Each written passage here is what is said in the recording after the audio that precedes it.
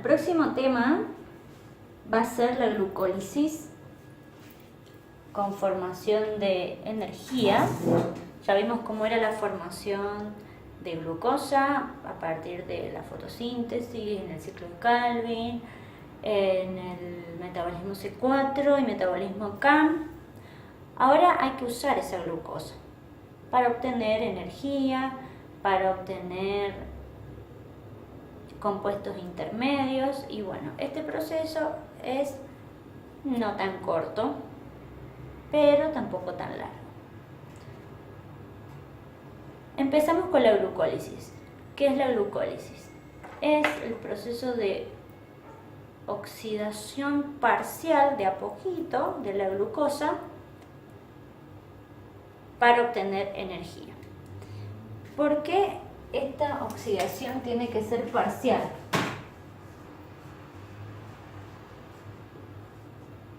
Parcial y lenta. Porque imagínense, si los procesos fueran demasiado rápidos, envejeceríamos, por ejemplo, los humanos súper rápido, más rápido de lo que ya envejecemos. Entonces hay algunos procesos que tienen que ser más rápidos que otros según la necesidad. Todas estas reacciones están perfectamente organizadas para que exista la vida. Si fueran de otra manera, probablemente, o seguramente, mejor dicho, no funcionaría la vida así. Entonces, de repente uno puede pensar que es una suma de casualidades para que el mundo sea como lo conocemos. Puede ser un poco yéndose a la filosofía, pero es así, en la biología hay filosofía y hay muchas materias que ustedes van a ver que de repente pueden aportar conocimiento que va más allá del frío tema que pueden llegar a pedirte en el examen. Va más allá de eso. Así que bueno, vamos a empezar con la glucólisis. Obviamente que tenemos una molécula de glucosa. La glucosa, en la primera parte de la glucólisis, va a ser va a ser las reacciones opuestas al ciclo de Calvin. Entonces, glucosa pasa a glucosa 6-fosfato, consumiendo un ATP. La glucosa 6-fosfato pasa a fructosa 6-fosfato con una isomerasa, con una enzima que transforme en isómeros. Entonces el isómero de la glucosa es la fructosa, uno de los isómeros. Otro ATP, vamos a agregarle la fructosa 6-fosfato para que sea fructosa 1,6-bifosfato.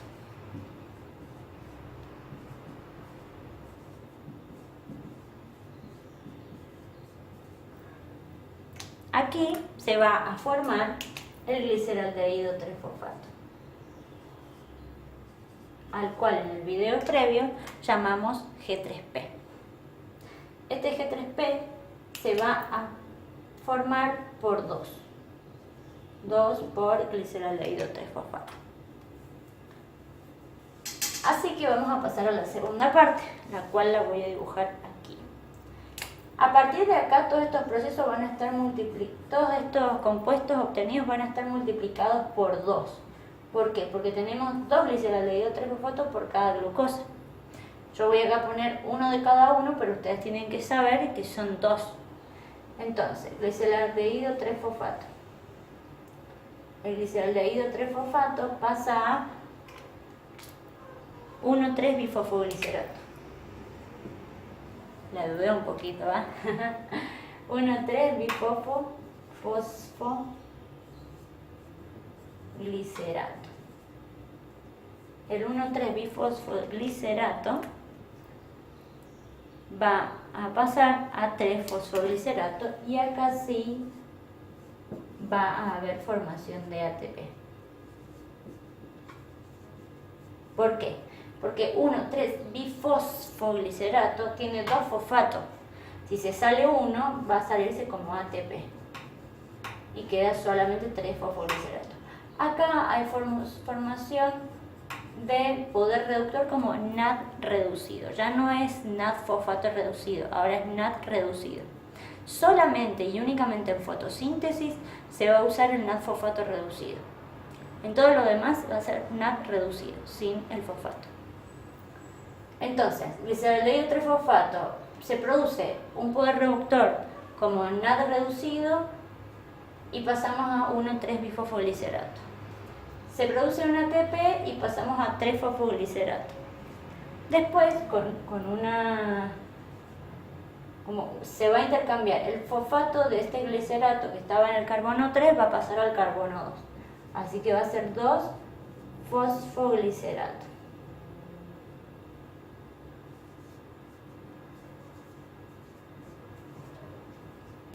Y ahora, con desprendimiento de agua, se va a formar fosfonol piruvato, al cual en el video anterior habíamos llamado PEP. Acá se forma PEP y se libera agua. Por último, con una piruvato quinasa se va a formar piruvato, que es nuestra estrella en la glucólisis. ¿Dónde más se formaba ATP? Me falta un ATP. Pero no acá. Y acá hay formación de ATP. Entonces, en la glucólisis, en la primera parte, para formar el gliceraldehído 3-fosfato, 2 moléculas de gliceraldehído 3-fosfato, se van a consumir 2 ATP.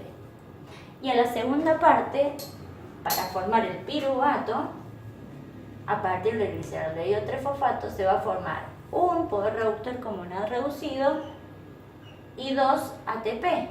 Pero acuérdense que toda esta parte estaba multiplicada por 2. Así que vamos a terminar obteniendo 2 NAD reducido y 4 ATP. Que si lo hacemos el compensamiento, o no sé cómo se dice esa palabra, si gastamos en la primera etapa 2 ATP y producimos 4, en realidad estamos produciendo 2. 2 ATP por cada una molécula de glucosa y un NAD reducido. Bien, el piruvato nos va a servir para obtener cada vez más ATP. Bueno, el piruvato va a tener diferentes destinos según las condiciones en las que se encuentra. Entonces, va a haber una condición óptima, que va a ser con oxígeno, o sea, en presencia de oxígeno, y condiciones no tan óptimas en ausencia de oxígeno. En las condiciones óptimas van a ocurrir los siguientes pasos. Primero va a haber una decarboxilación del piruvato para obtener acetil-CoA. Que si el piruvato es una molécula con 3 carbonos, el acetil-CoA ante una decarboxilación va a tener 2 carbonos. Y después de esto va a ir a ciclo de Krebs. El ciclo de Krebs, que bueno, vamos a ver en otro video, se van a obtener moléculas de NAD reducido y FAD reducido, que son poder reductor, que van a ir a la cadena respiratoria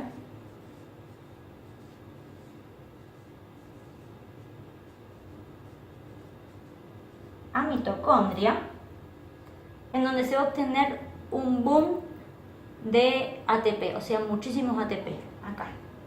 Porque hasta ahora venimos obteniendo 2 por un lado, 4 por el otro, pero necesitamos más porque es nuestra energía. Entonces, la cadena respiratoria es lo que nos va a aportar más cantidad de ATP. Pero ¿qué pasa si hay poquito oxígeno? Que puede ser, generalmente no va a ser, por ejemplo, en los humanos, que hay una atmósfera o que, no sé, dejamos cerrada la puerta y hay poco oxígeno. No va a ser eso. Pero sí puede llegar a ser cuando, por ejemplo, hacemos demasiada gimnasia, que consumimos demasiado rápido el oxígeno de nuestra sangre. Entonces, ahí en la glucosa va a formar piruvato y ese piruvato se va a consumir vía anóxica, o sea, sin oxígeno. ¿Por qué? Porque la vía con oxígeno está saturada. De acá viene la explicación de por qué nos duelen los músculos con el famoso ácido láctico que se va formando. Porque el ácido láctico solamente puede ser consumido por el corazón de los animales. Entonces, si solamente un órgano lo consume, va a ser lento de consumir. Por eso es que de repente empieza a doler y a doler el músculo. Y bueno, por eso. Entonces, sin oxígeno va a ocurrir fermentación.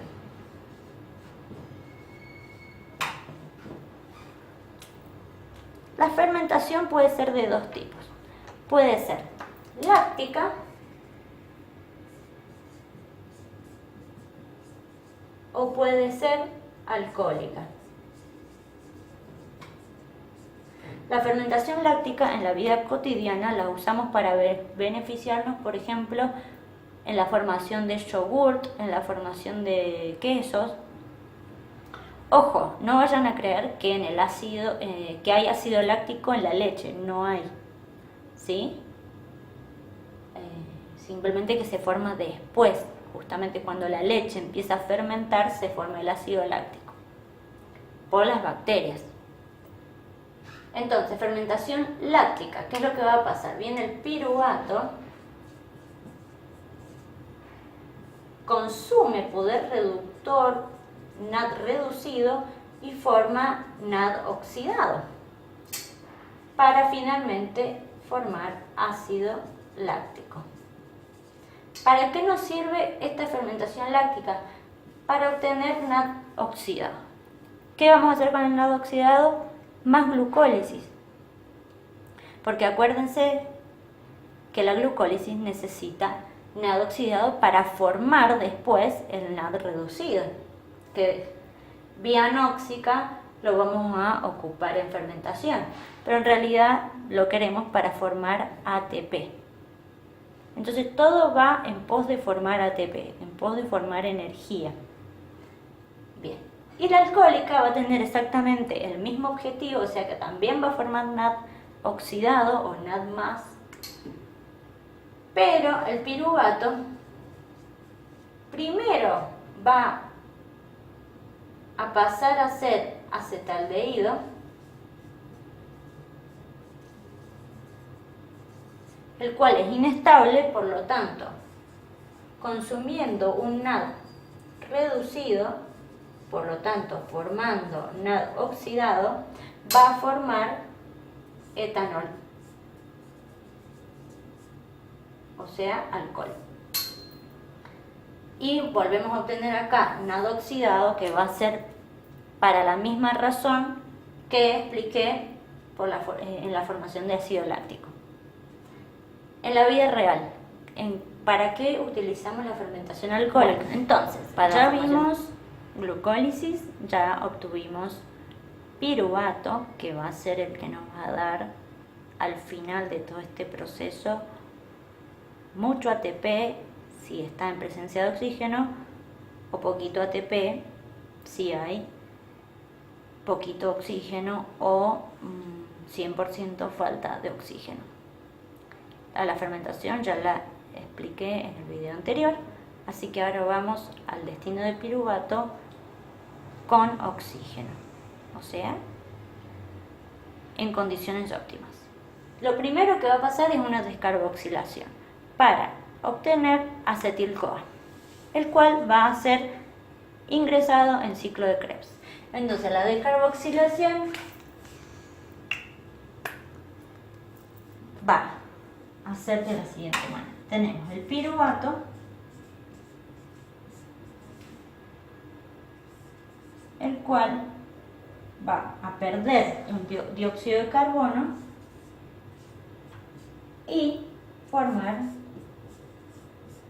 acetil-CoA. Obviamente que tiene que ingresar a la reacción coenzima A.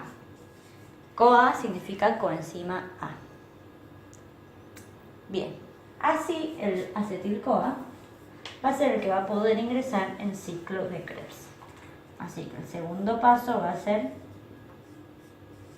ciclo de Krebs.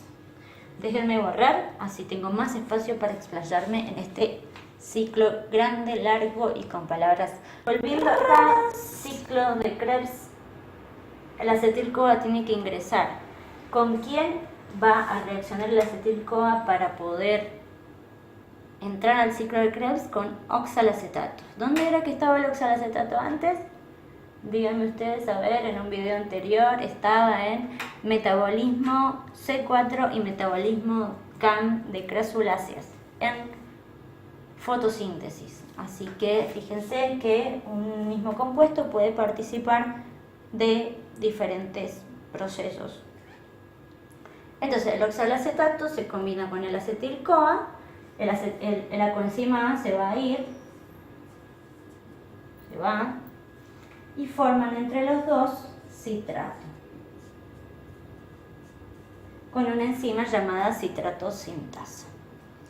El citrato va a formar cis-aconitato,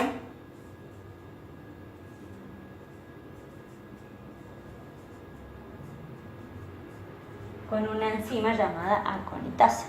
El cis-aconitato se va a hidratar, o sea que va a tomar agua para formar isocitrato.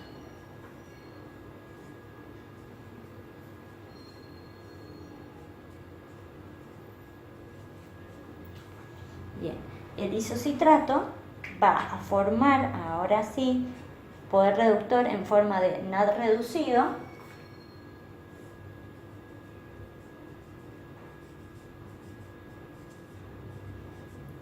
el NAD reducido, tomando un NAD oxidado, forma el NAD reducido, porque el isocitrato se va a oxidar a alfa-cetoglutarato. Alfa-cetoglutarato.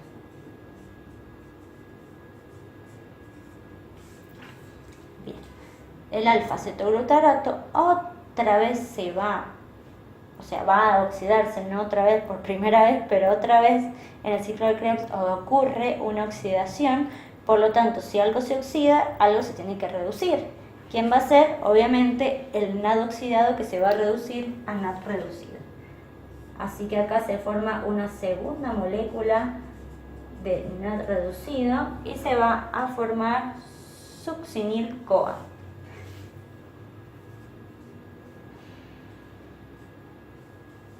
Vean que esta molécula se llama succinil-CoA.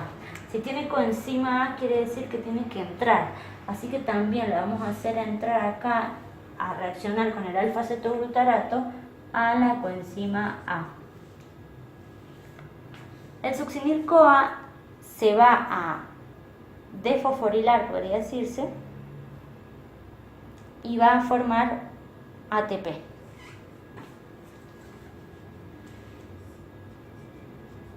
Va a formar ATP.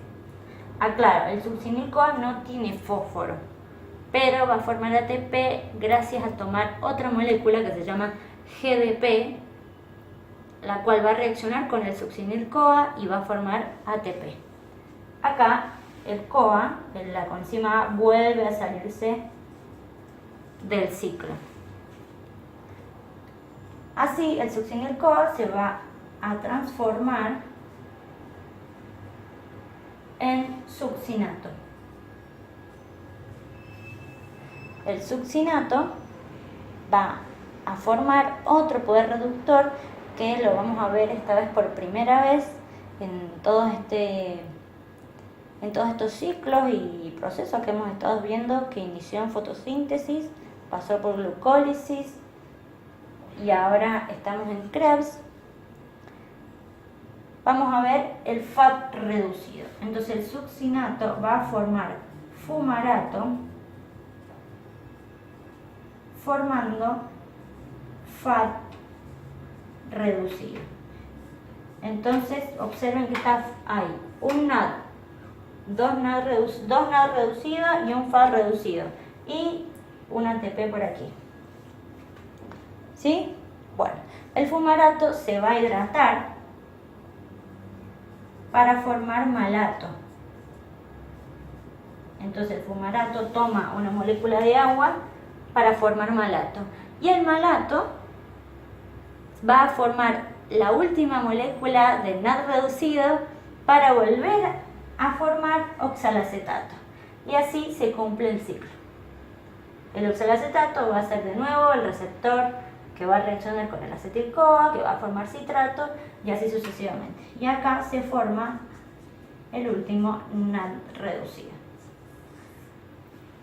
Así que Krebs va a formar 1, 2, 3 NAD reducidos, un ATP y un FAT reducido. ¿Sí? Bien, va a consumir 2 moléculas de agua, una acá con el cisaconitato y otra con el fumarato. En la coenzima A va a entrar varias veces y bueno, espero que puedan entender. Este proceso pasa en mitocondria, eso es algo importante. Fotosíntesis pasaba en cloroplastos, o sea, solamente aquellos seres vivos que tengan cloroplastos. Glucólisis ocurre en el citosol o en el citoplasma, lo mismo. La fermentación también ocurre en el citoplasma y el ciclo de Krebs ocurre en mitocondria. ¿Sí? Bien. Haciendo un pequeño resumen, el ciclo de Krebs se trata de que el acetil-CoA, que vino del piruvato, que se tuvo que decarboxilar para obtener este acetil-CoA, reacciona con el oxalacetato, da citrato y hay una serie de reacciones y transformaciones que van a obtener 3 NAD reducidos, un ATP y un FAT reducido. ¿Sí? El malato es el que puede reconstruir el oxalacetato, que va a ser el aceptor del acetil-CoA. Acuérdense que el malato también está en metabolismo C4 y CAM como la reserva de dióxido de carbono, que puede ser guardado o que puede decarboxilarse y entrar en ciclo de Calvin. Así que si vieron fotosíntesis ya pueden ir haciendo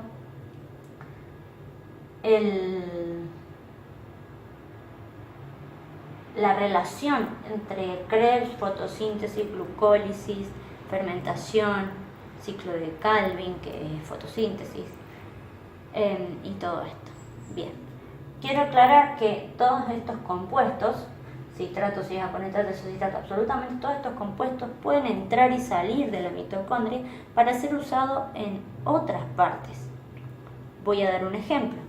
El malato puede ser utilizado en metabolismo CAM, en metabolismo C4 para fotosíntesis y también puede ser utilizado para gluconeogénesis.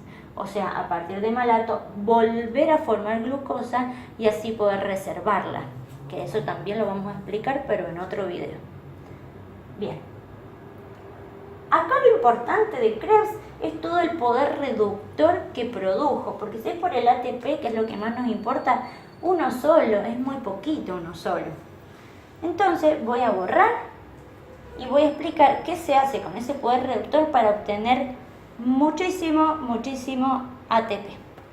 Continuando, ahora vamos a ver el último paso de este uso del piruvato.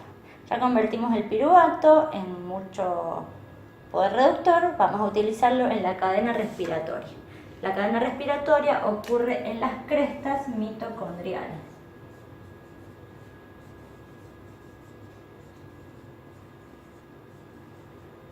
Haciendo una ayuda de memoria, la mitocondria tiene dos membranas, una externa y otra interna. La interna va a estar formando crestas, o sea, invaginándose en ella misma para aumentar la superficie de contacto. Esta cadena respiratoria va a ocurrir en esa membrana, la membrana interna. Entonces, igual que en fotosíntesis, vamos a dibujar una membrana, pero en vez de ser la membrana del cloroplasto, va a ser la membrana de la mitocondria. Bien, entonces tenemos NAD reducido y FAD reducido. ¿Qué obtuvimos en Krebs? Este NAD y este FAD van a reaccionar con enzimas.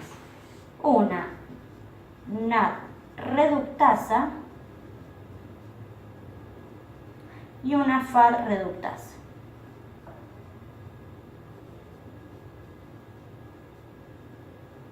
Hay veces que en alguna bibliografía dice que en vez de acá hacer reaccionar el FAD reducido con la FAD reductasa, dice succinato con FAD reductasa. ¿Pero por qué se da esto?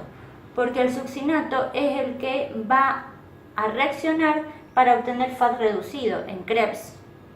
Pero no es el succinato el que reacciona con la FAD reductasa, es el FAD reducido. ¿Sí? Aclaro eso. Entonces, acá hay una molécula y acá hay otra molécula.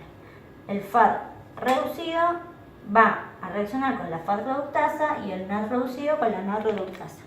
De esta manera van a otorgarle electrones. O sea que el NAD reducido va a pasar a ser NAD oxidado y el FAD reducido va a pasar a ser FAD oxidado. FAD oxidado. Dándole al interior de la mitocondria, este sería el interior de la mitocondria porque esta es la membrana interna. Para acá arriba estaría la membrana externa y para abajo el lumen o la luz, el medio del más medio de la mitocondria. De esta manera se van a empezar a acumular acá los protones. Bien.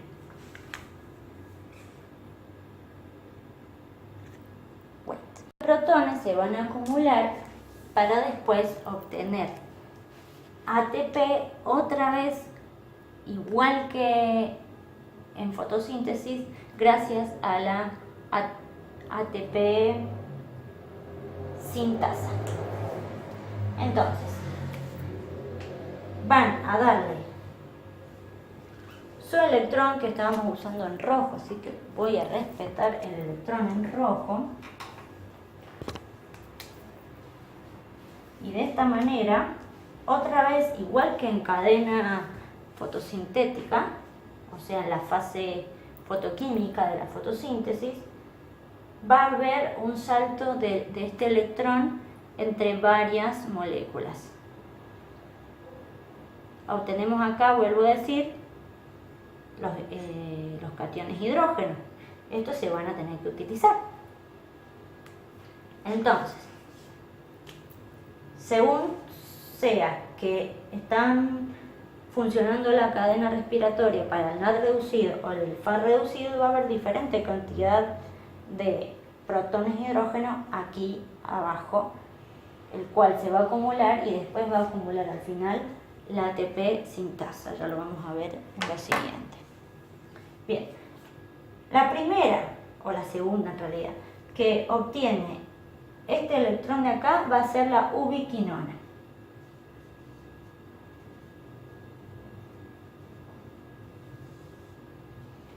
De la ubiquinona se va a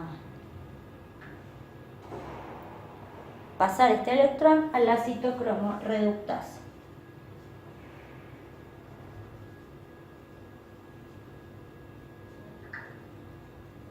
Acuérdense que la palabra citocromo indicaba que es una molécula que es fotosensible. De la citocromo reductasa, el electrón va a pasar al citocromo C, y del citocromo C, el electrón va a pasar al citocromo oxidasa.